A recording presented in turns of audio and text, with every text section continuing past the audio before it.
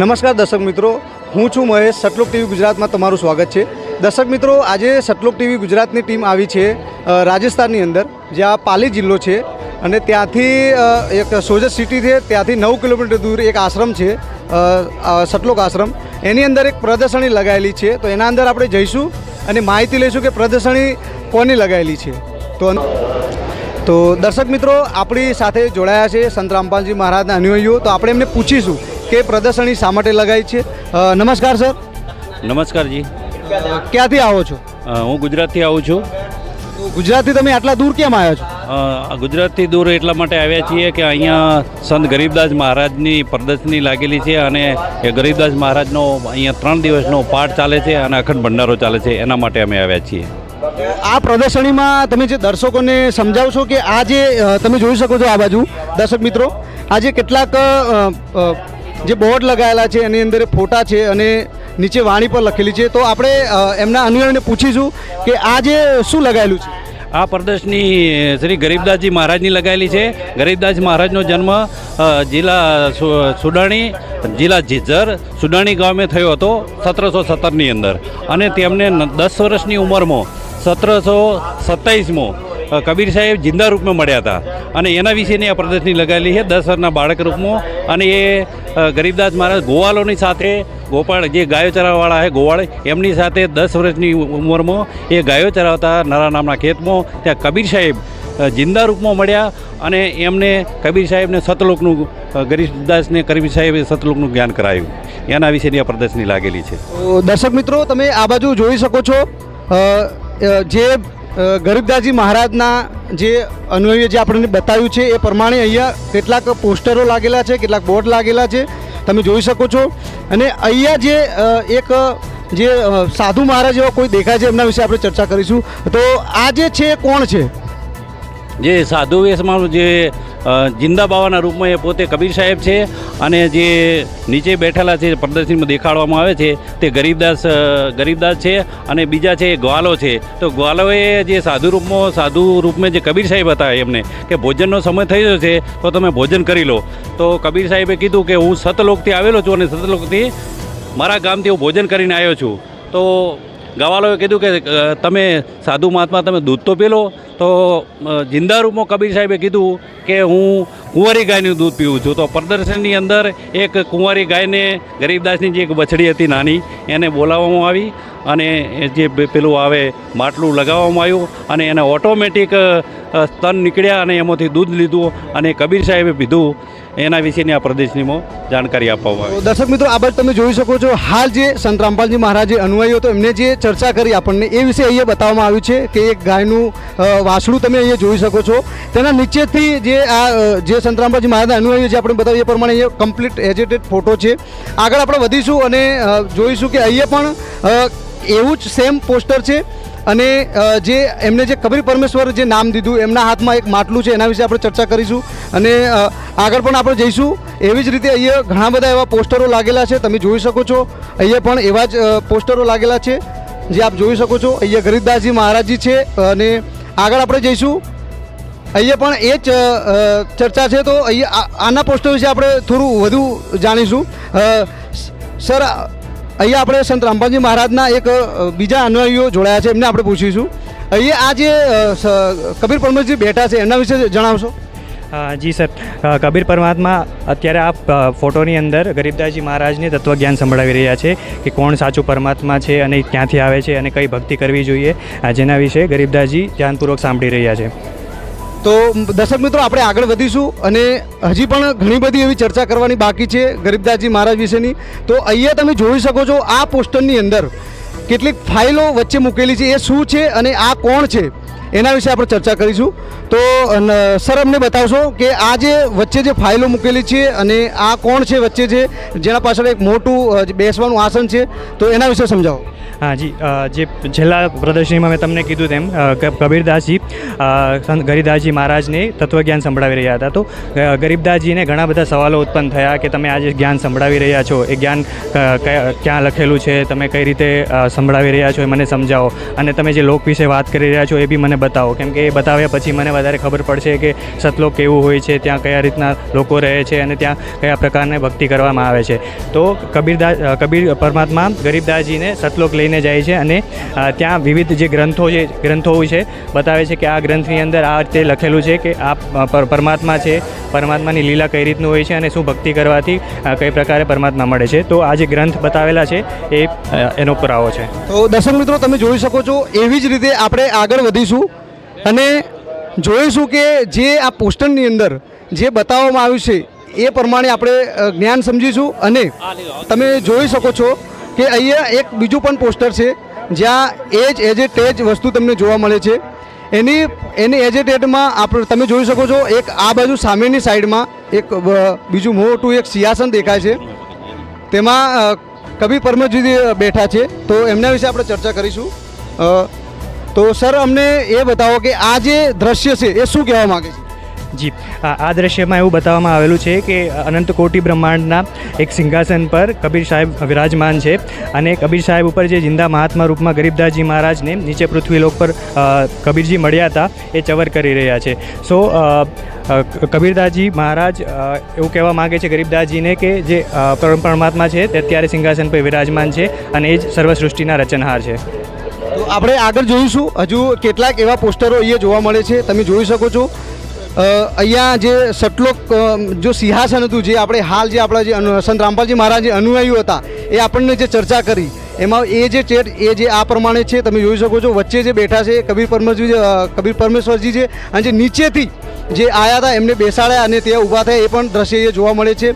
એના પછી આપણે આગળ વધીશું અને અહીંયા લાસ્ટમાં તમે જોઈ શકો છો એક બીજું એવું પોસ્ટર છે જે આપણે જોઈ શકું છું કે એક જે હાલ જે આપણા સંત રામપાલજી મહારાજ આવ્યું હતું એમાં જે ગરીબદાસજીની જે વાત થઈ હતી એ તમે જોઈ શકો છો એક લાકડા ઉપર, એટલે કે જે આપણે કોઈ પણ માણસનું અવસાન થાય એના પછી એમને મતલબ અવસાન થયા પછી જે લઈ જાય છે જગ્યાનું અહીંયા દ્રશ્ય છે, એના વિશે આપણે ચર્ચા કરીશું. તો સર આ દ્રશ્ય શું કહેવા માગે છે?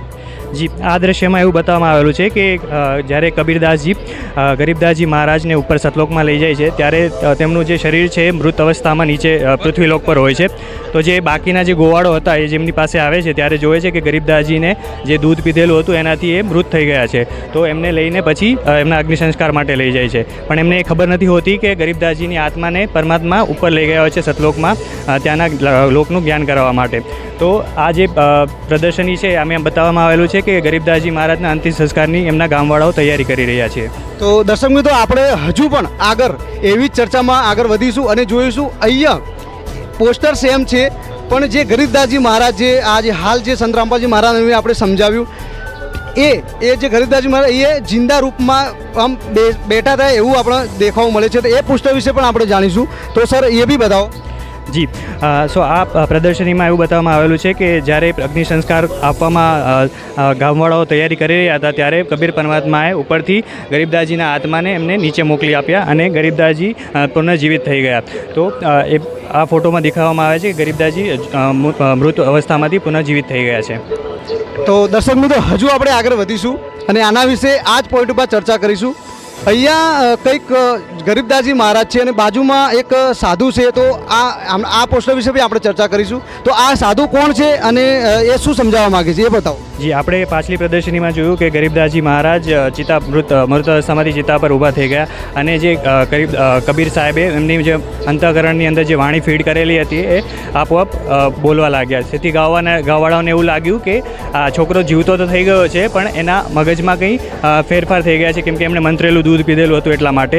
પણ એમને એ ખબર નથી કે કબીર પરમાત્માએ એમની અંદર તત્વજ્ઞાન અંદર ફીડ કરીને આપ્યું છે.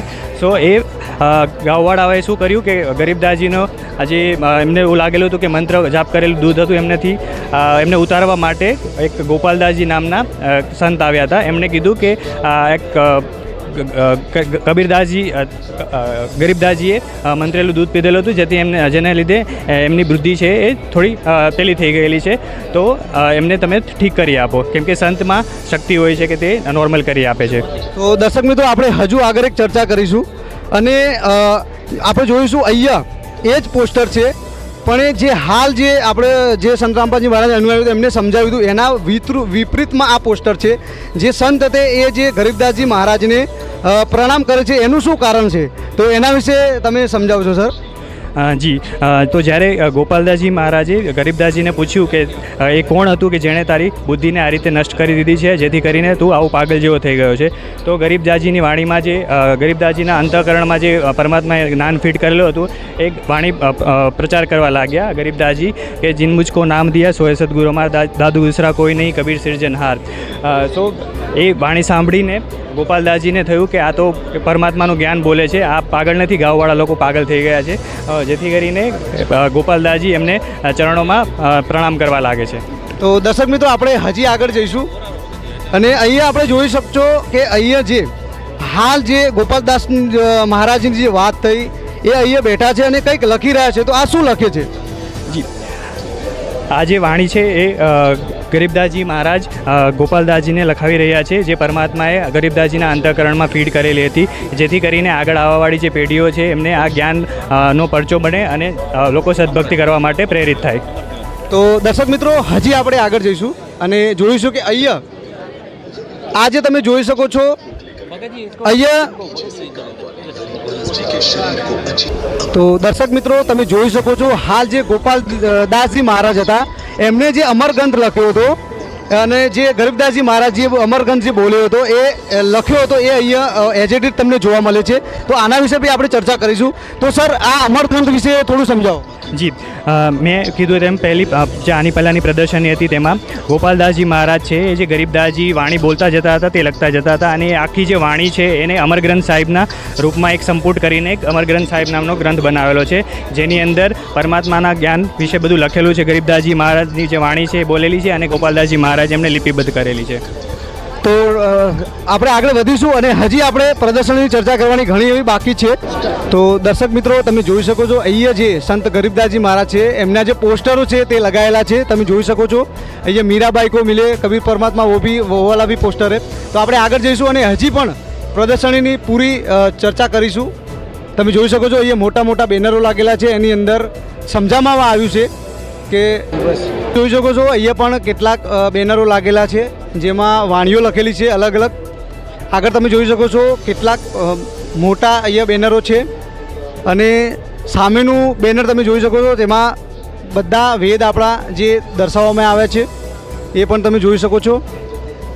તો આગળ વધીશું અને આપણે જોઈશું અહીંયા કે અહીંયા તમે જોઈ શકો છો આ જે પેડ છે એના વિશે સમજાવવામાં આવ્યું છે.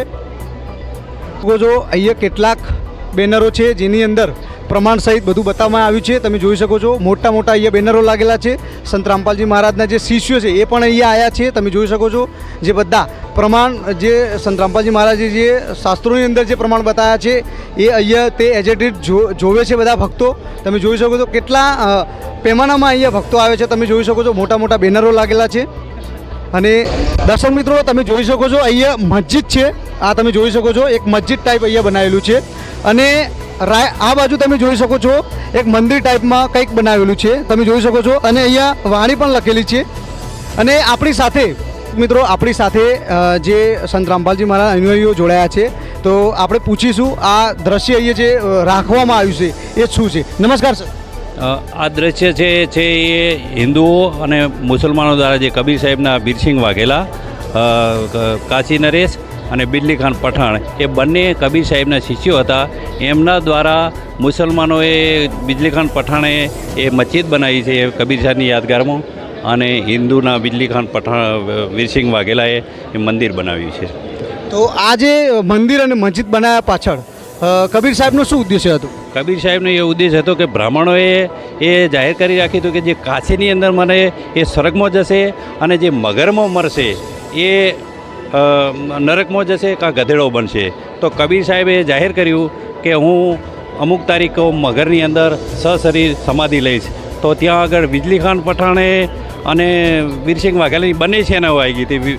વીરસિંહ વાઘેલાને બોલ્યા કે આપણે છે ને કબીર સાહેબનું જે અંતિમ વિધિ એ હિન્દુ રીતિ મુજબ કરશું, અને બિજલી ખાન પઠાણને વિચાર્યું હતું કે આપણે અંતિમ વિધિ જે છે કબીર સાહેબની એ આપણે મુસ્લિમને એ પ્રમાણે કરશું. તો કબીર સાહેબ બોલા કે હું આ તમને મેં આ રીતે નહોતું સમજાવ્યું. પછી કબીર સાહેબ ત્યાં મગરમાં આવે છે અને જે નદી હતી એ નદી શંકર ભગવાનના શ્રાપથી કઈ વર્ષોથી સૂકી પડી હતી. પછી કબીર સાહેબ ત્યાં આગળ એ નદીમાં પાણી ઉત્પન્ન કરે છે અને એમાં સ્નાન કરી અને કબીર સાહેબ એક ચાદર ઓઢી અને ઊંઘી જાય છે. પછી એ ત્યાંથી નીકળે, એમની આત્માને જતી રહે, સત્સંગ લોકમાં જાય. પછી આકાશવાણી થાય અને જે ચાદર છે અને એમનું શરીર છે એ શરીરમાં ફૂલ બની જાય છે. અને પછી આકાશવાણી થાય છે કે હું જઉં છું એમ કે મારા લોકમાં. પછી બિજલી ખાન પઠાણ અને વીરસિંહ વાઘેલા એ બંનેએ અડધો અડધો ફૂલ કરી અને એ જ જગ્યાએ ઉપર કબીર સાહેબની યાદગારમાં બિજલી ખાન પઠાણે મસ્જિદ બનાવી અને વીરસિંહ વાઘેલાએ એ મંદિર બનાવ્યું. એ કબીર સાહેબની યાદગારમાં બનાવેલું છે. અત્યારે હાલે ત્યાં મગરમાં આનું પ્રમાણ છે. તો દર્શક મિત્રો, આપણે આગળ વધીશું અને એ તમે જોઈ શકો છો જે હાલ જે આપણે સંત રામપાલજી મહારાજે અનુયાયીઓ હતો એમને સમજાવ્યું. અહીંયા તમે જોઈ શકો છો મસ્જિદ છે અને આ બાજુ જે મંદિર છે. તો આગળ જઈશું અને બીજી ચર્ચા કરીશું. તો બન્યા રહો અમારી ટીવી સાથે. ઉર્દુ હે ભગતજી. તો પ્રદર્શનીમાં તમે જોઈ શકો છો બધા જ ધર્મશાસ્ત્ર અહીંયા મૂકેલા છે. અને અહીંયા જે આપણા ગુજરાતની અંદર નહીં પણ આખા ભારતની અંદર જો કોઈ ફેમસ બુક હોય તો જ્ઞાનગંગા છે, એના વિશે આપણે ચર્ચા કરીશું. તો નમસ્કાર સર. નમસ્કાર સર. આ જે જ્ઞાનગંગા બુક અહીંયા તમે મૂકી છે, શું એનો કોઈ રેટ લો છો, એનો કોઈ ચાર્જ છે? જી, આ જ્ઞાનગંગા બુક છે ફ્રી ઓફ કોસ્ટ હોય છે. SMS દ્વારા માધ્યમથી તમે મંગાવો છો, કોઈ સોશિયલ મીડિયા માધ્યમથી મંગાવો છો તો તમને ફ્રીમાં ઘરે પોસ્ટ દ્વારા મળી જશે. તો આ જે જ્ઞાનગંગા બુકની અંદર આપણા હિન્દુ ધર્મમાં જેટલા બી શાસ્ત્રો છે એના વિશે સમજાવવામાં આવ્યું છે.